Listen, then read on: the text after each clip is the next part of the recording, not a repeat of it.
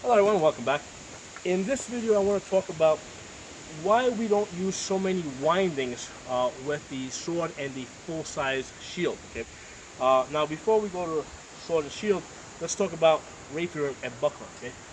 Um, Way back in the early 90s and a little beyond, before that, people were fencing rapier and buckler. Okay.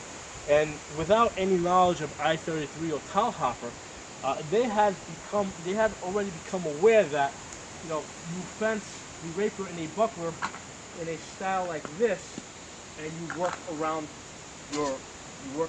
your buckler. Okay, they were aware of this concept. The back end of the sword, provided you more leverage, and the tip was faster. So even without using a buckler, when they were fencing with the rapier, they knew that they needed to come in, basically get the back of the sword on the other person's tip and push the blade aside in order to safely attack. Okay, and again with the buckler, basically they knew they had to put the buckler out there, and they knew that they had to work around the buckler.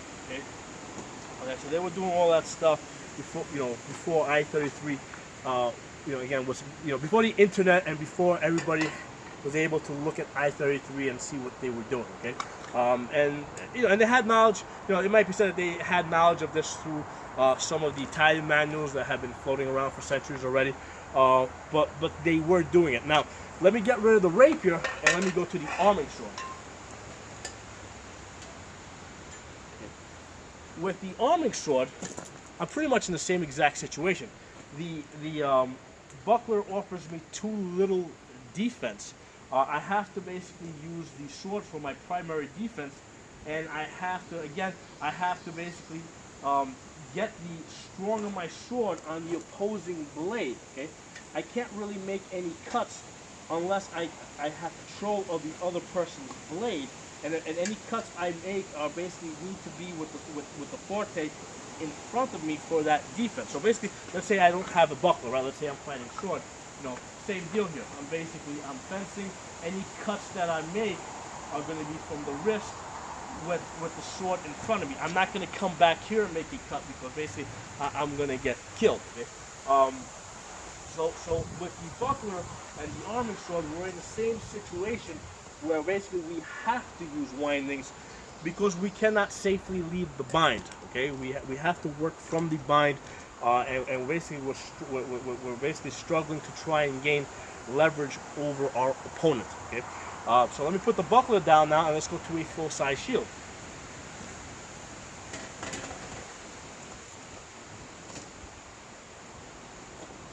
Okay, full-size shield, things change. Okay, with the full-size shield, okay, I don't have to stay in the bind. I don't even have to deal with this sword here at all. Okay, so basically I can come in as long as my shield is basically between my body and that sword. I am free to attack independently. Okay, so basically I have an independent offense and defense. This can be on 100% offense.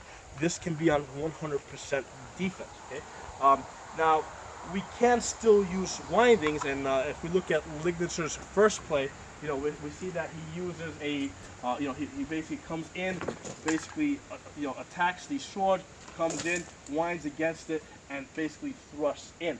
So you can still use windings, but we're not dependent on that. I can accomplish the same thing without that winding action. Basically, I can come in, basically trap that sword, put it on my shield. Sword can be back here, and then from back here, I'm basically free to attack here. I'm free to attack here. I'm free to attack there.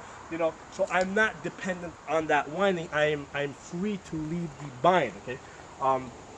With sword and shields fighting, we generally don't want to present blade. Okay. For one thing, we might be using like a Type X sword, which is pretty blade heavy, and that's going to tire us out sitting in this position here. But in any case, if I have an opponent that's presenting blade, I mean, you better believe I'm going to trap it, okay? Because he's got a full-size shield. Full-size shields, unlike bucklers, a buckler has a much smaller edge. So basically, it's a lot easier for them to free themselves from a smaller buckler if I try and trap them.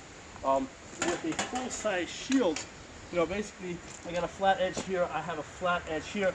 You know, once I get that opposing sword trapped between these two shield edges, I mean, he's done. I mean, he can pull back and pull it out, but by the time he's done that, you know, he's using one fencing time to do that. You know, I'm on the other hand, while he's pulling back his sword, I'm attacking him. So that's the reason why with full-size shields, we're going to use very minimal winding. Okay, we're not doing blade-on-blade work. We want to avoid blade-on-blade work. You know, we want to let the shield do as much defense as possible.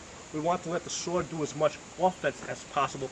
And we want the two to be independent in that respect. Now, sometimes they will, you know, you will have to use them together. And I've talked about other videos about ways that, for example, we attack the low, that we defend the low leg. So if I got somebody, you know, trying to go for my low leg, I'm going to basically use a stacked defense, where basically I have to drop the shield to block the lower part of my leg, which basically opens up my head. So basically I need to bring the sword up. So now I have both basically on defense. But from here I'm going to basically try to get on offense as quickly as possible. I don't want to use the sword for defense. I want to use this for offense. Okay.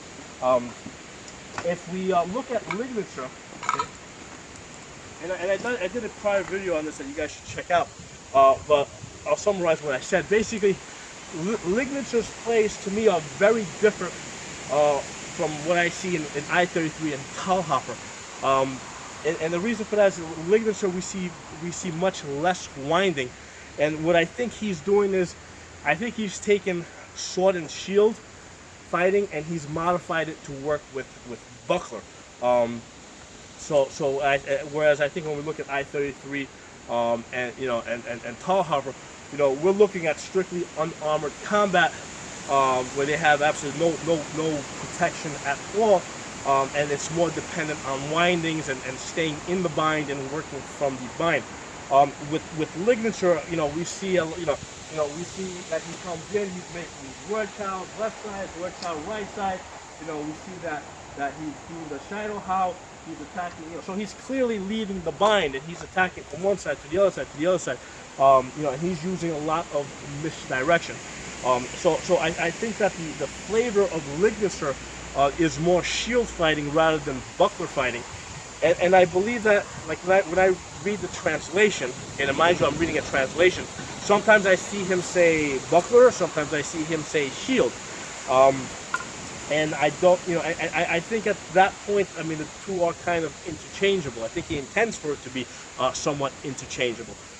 So a couple of things for you guys to think about. If you like the video, give it a thumbs up, share it. If not a member, subscribe. I'll see you guys next time.